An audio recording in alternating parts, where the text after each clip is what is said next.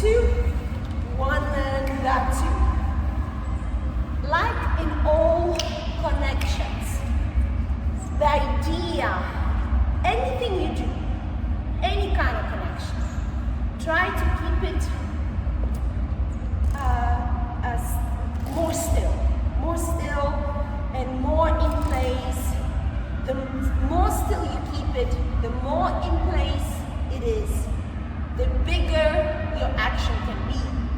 Because if you're moving too much the hand, you cannot move so much your body because there's so much movement that's distracting you from moving your body and pushing you off the balance, and it's not good. So the connection is always something very strong, toned, in place, and very stable.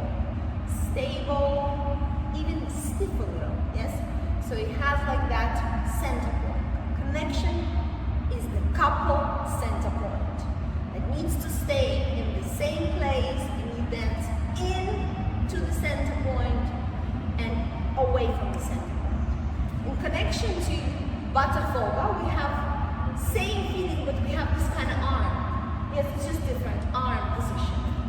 Here is the arm position. We keep it here. When we dance, for example, Sara, see, all we do is a small movement here. Because this movement happens because of the hip.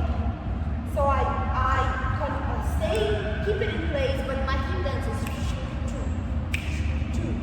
And I create like a pull. Rebound. I dance my hip, and in my arm is like a pull. Yes? Pull.